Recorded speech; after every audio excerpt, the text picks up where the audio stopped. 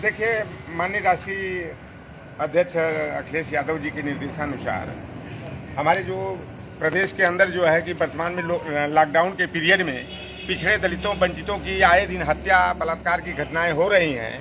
मैंने राष्ट्रीय अध्यक्ष जी के सामने प्रस्ताव रखा था कि समाजवादी पार्टी पिछड़ा वर्ग प्रकोष्ठ की हमें प्रदेश अध्यक्ष की जिम्मेदारी दी गई है।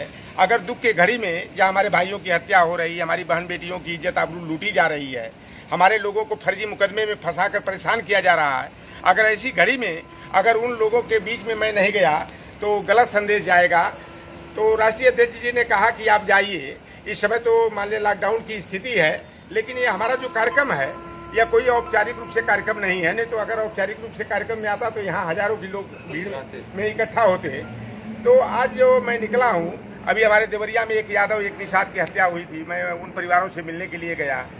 हमारे 2 निषादों की हत्या जो है कि गोरखपुर में हुई थी, उस परिवारों से मिलकर के मैं फैजाबाद जा रहा था। लेकिन हमारे केडी यादव भाई हमारे बड़े भाई हैं और बड़े जिम्मेदार हमारे साथी हैं। ये श्याम जी विश्वकर्मा जी हैं। इनको मैं पिछड़ा वर्ग प्रकोष्ठ का जो है कि गोरखपुर और बस्ती मंडल का क्षेत्रीय सह प्रभारी बनाया हूँ।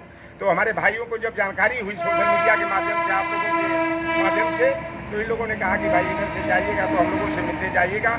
और हमें जो जिम्मेदारी दी गई है समाजवादी पार्टी पिछड़ा वर्ग प्रकोष्ठ की, तो हमारा ये कर्तव्य बनता है कि जो गैर यादव पिछड़ी जातियां थी, जो भाजपा के छलकपट झूठ फरेब और जुमलेबाजी की राजनीति में आकर के जो यादव हमारा नायक हुआ करता था, उस यादव बिरादरी को खलनायक मान करके सारी जातियां यादव के विरुद्ध में एकजुट होकर भाजपा के साथ चली गई थी। हमारा ये प्रयास है कि जितनी भी गैर यादव जातियां हैं, मैं अपने क्रियाकलापों से, अपने कार्यक्रम के माध्यम से सामाजिक न्याय और लोकतंत्र की बुनियाद को मजबूत करने के लिए लोहार कुहार सुनार हो, तेली तमोली बरई बारी नाई धोबी गुजरा कसाई फकीर जुलाहा गद्दी हो, चाहे मल्लाह केवट कुर्मी काची हो, लोधी हो, हम सबको जो है भाजपा की जो रीत नीति पिछड़ा दलित अकलियत वंचित समाज के विरोध में है, जो हमारे आरक्षण पर इस लॉकडाउन के पीरियड में कुठाराघात जो है प्रत्यक्ष और परोक्ष रूप से किया जा रहा है, हमारे लोगों को फर्जी मुकदमे में फंसाकर उनका उत्पीड़न किया जा रहा है। तो इन सारी बातों को बता करके मैं अति पिछड़े वर्ग के लोगों को समाजवादी पार्टी के साथ जोड़ करके 2022 में हम लोग अखिलेश यादव जी के नेतृत्व में 350 प्लस की सरकार बनाने के लिए संकल्पित हैं। और जो हमारा कुर्मी भाई, हमारा निषाद भाई हो, चाहे हमारा मौर्य कुशवाहा भाई हो, चाहे पटेल और विश्वकर्मा हो, जब यादव की हत्या होती थी, हम 23 मई 2019 को पहली घटना हुई थी। हमारे गाजीपुर में जिला पंचायत सदस्य विजय यादव की हत्या हुई और लगातार हमारे 476 यादवों की हत्या की गई। तो हमारे गैर यादव पिछड़ी जातियां बड़ा प्रसन्न होती थी कि अब यादव का होश ठिकाने में आ रहा है। लेकिन जब यादव को एक किनारे लगा दिए तो निषादों की हत्या हो रही है, कुर्मी पटेल की हत्या हो रही है, कुशवाहा की आए दिन हत्या हो रही है, विश्वकर्मा प्रजापति की हत्या हो रही है। इसी गोरखपुर में यादव के बाद जो है विश्वकर्मा की हत्या की गई, 5 निषादों की हमारे हत्या की गई। तो आज ये पिछड़ों का दिल दिमाग जो भाजपा के प्रति बदल गया था फर्जी हिंदुत्व और छद्म राष्ट्रवाद के बहकावे में, अब इनको असली भाजपा का असली चेहरा इन्हें मालूम पड़ गया है और सारे लोग अपनी भूल में सुधार करते हुए 2022 में एकजुट होकर के समाजवादी पार्टी की सरकार बनाने के लिए संकल्पित है।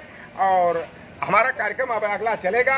मैं पिछड़े समाज तबका रहा है जो बीजेपी में चला गया है, वो रणनीति क्या है कि 2022 के चुनाव में दोबारा सपा के साथ जुड़ रहा है, जुड़ने वाला है, वो रणनीति क्या है? देखिए, सबसे बड़ा मुद्दा हमारा सामाजिक न्याय का मुद्दा है।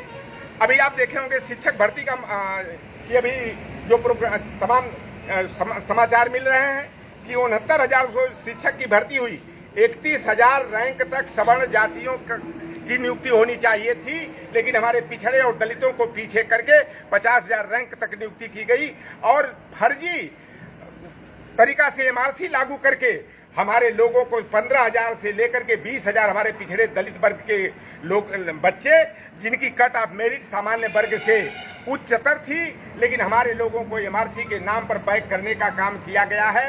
नई आरक्षण नीति लागू करके बैक करने का काम किया गया है। अभी कोलेजियम सिस्टम के माध्यम से देख रहे हैं कि न्यायपालिका में उच्च न्यायपालिका के न्यायाधीशों के चयन की प्रक्रिया चल रही है। हम लोग अपने पिछड़े वर्ग को एकजुट होकर के हमारी यह मांग होगी कि उच्च न्यायपालिका में कोलेजियम सिस्टम के माध्यम से नहीं बल्कि राष्ट्रीय न्यायिक सेवा आयोग के माध्यम से जजों का चयन होना चाहिए। कोलेजियम सिस्टम से भाई भतीजा बाद बढ़ता है।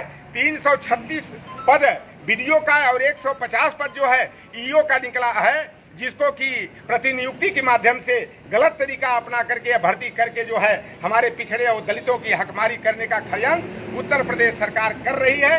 उसके खिलाफ हम लोग आंदोलन करेंगे। राष्ट्रीय पिछड़ा वर्ग आयोग के यहाँ मैं शिकायत करके उस पर सरकार को तलब कराया है। जिन अधिकारियों ने इस तरह की वैकेंसी निकाला है वह तलब किए गए हैं राष्ट्रीय पिछड़ा वर्ग आयोग के माध्यम से। कोई भी अन्याय होगा उसे समाजवादी पार्टी के लोग सामाजिक न्याय को जिंदा करने के लिए, लोकतंत्र को बचाने के लिए पीछे नहीं हटेंगे। तमाम ऑल इंडिया मेडिकल कोटा की जो 7,981 सीटें थी, हमारे ओबीसी के लोगों को एक सीट भी नहीं दी गई है, हमें शून्य पर आउट कर दिया गया है।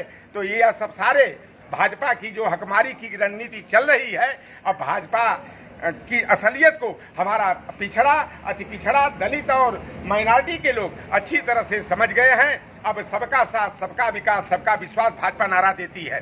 11.48% आबादी हमारे यादव समाज की है और गिरीश चंद्र यादव जो है जौनपुर से विधायक हैं, उन्हें हम तो सुपर चपरासी मंत्री कहते हैं, सुपर चपरासी मंत्री, क्योंकि राज्य मंत्री का दर्जा दिया गया है। तीसरी बार विधायक बने रुद्रपुर देवरिया से। पार्टी के वफादार, भाजपा के वफादार सिपाही बनने वाले जयप्रकाश निषाद को राज्य मंत्री बनाया गया। निषाद समाज की जातियां जो मल्ला, केवटबिंद, धीवर, कहार, गुड़िया, तुरहा, बाथम, माझी, रायकवार के नाम से, चाहे पियर के नाम से जानी जाती है, जिनकी आबादी 12.91% है। जयप्रकाश निषाद को सुपर चपरासी प्यून मिनिस्टर बनाया गया है। बासी बिरादरी की बड़ी आबादी होती है 3.87%। 2022 की जीत का मंत्र क्या होगा? हमारा है कि सामाजिक न्याय जो माननीय मुलायम सिंह यादव जी और लालू प्रसाद यादव जी के माध्यम से मंडल कमीशन के तहत हमारे पिछड़े वर्ग के लोगों को 27% नौकरियों में आरक्षण मिला और पंचायती राज अधिनियम और नगर निकाय अधिनियम के माध्यम से माननीय नेता मुलायम सिंह यादव जी ने हमारे गरीब गुरबा के समाज के बेटे लोहार, कुआर, सुनार, तेली, तमोली, बरई, बारी, नाई, धोबी, कुजरा, कसाई के बेटे को प्रधान ही नहीं बनाया, जिला पंचायत का अध्यक्ष, ब्लॉक प्रमुख बनाया। अब हम लोगों की मांग होगी कि जितनी जिसकी संख्या भारी उसकी उतनी हिस्सेदारी सेंसस 2021 में ओबीसी की जातिगत जनगणना होनी चाहिए और जितना हमारा संख्या बल है उसी अनुपात में हमें केंद्रीय सरकार की नौकरियों में, राज्य सरकार की नौकरियों में, विधायिका में, कार्यपालिका में, न्यायपालिका में और यहाँ तक कि जो निजी संस्थान है जो सरकार से सहायता प्राप्त है उन संस्थानों में, उपक्रमों में और अधिष्ठानों में भी हमारे पिछड़े और दलित वर्ग के लोगों को जनसंख्या अनुपाती आरक्षण मिलना चाहिए। इस इशू के आधार पर, इस मुद्दे के आधार पर हम पिछड़ों दलितों के बीच में जाएंगे, उन्हें जगाएंगे और भाजपा का भंडा फोड़ करके समाजवादी पार्टी के साथ जोड़ करके हम 2022 का चुनाव जीतेंगे।